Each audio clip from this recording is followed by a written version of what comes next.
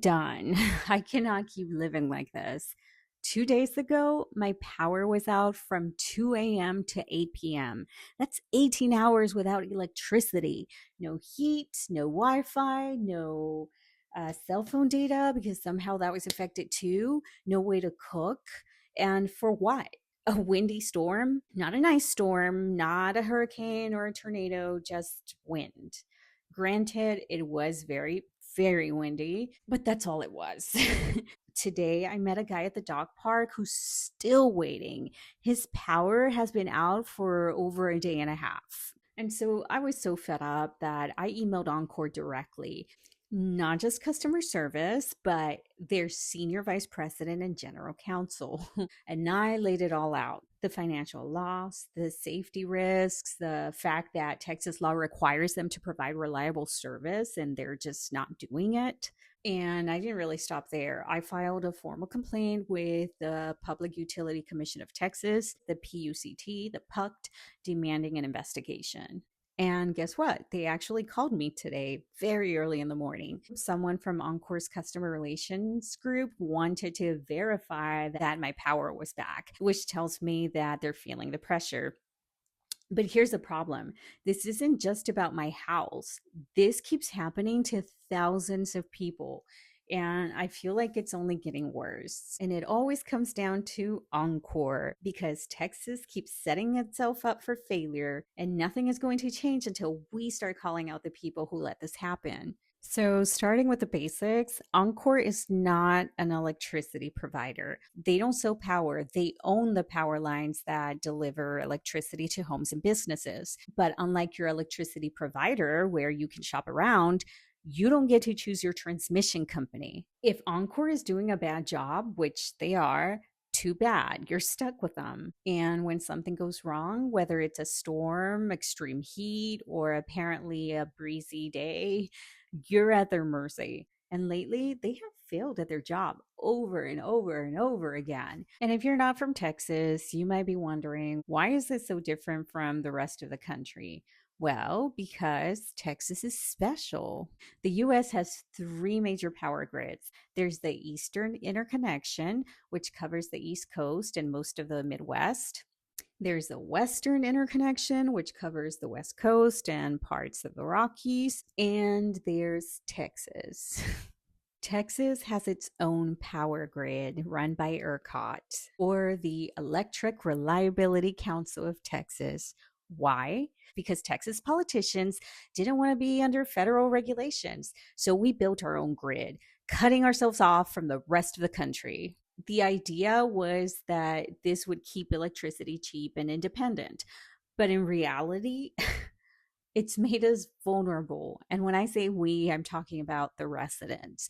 Because when Texas has a crisis of extreme heat or an ice storm or apparently a lot of wind, we can't import power from other states the way other states can. We're on our own, and the system wasn't built for reliability. And I feel like that's Texas' biggest scam ever sold to its residents: deregulation. In 2002, Texas deregulated electricity, which was supposed to bring competition and lower prices. But instead, we got a complicated, unstable mess where power generation, transmission, and retail sales are all separate. And no one is truly responsible for making sure the system works. And instead of accountability, what did we get? Frequent blackouts, sky high electricity bills, and a system where profits come before people. I feel like I say that a lot. That should be America's motto: profit over people. And so at this point, I was just done. So I emailed Encore's senior vice president and general counsel directly. And I didn't really hold back.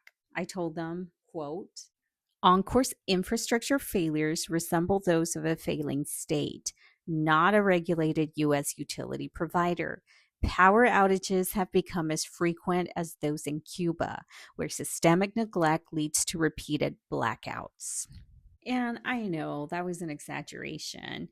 I explained how I was sitting in my home debating whether I needed to buy a cooler for my $1,300 worth of groceries or book an Airbnb just to have electricity. And I pointed out that 5,604 customers were impacted, but Encore still pretends this is a one time issue.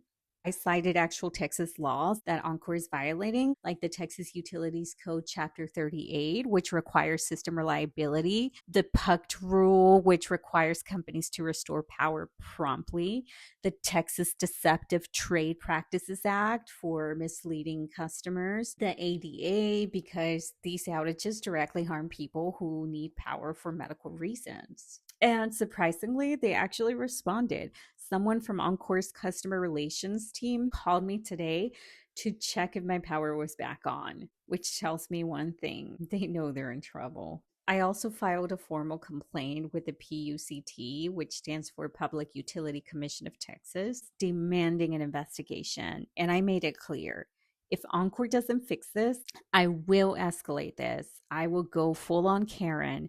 I'll escalate it to the Texas Attorney General, to the Federal Energy Regulatory Commission, the U.S. Department of Justice, if it turns into an ADA violation. This isn't just a mine problem, it's a Texas problem. Texas politicians love telling us that free market will fix this.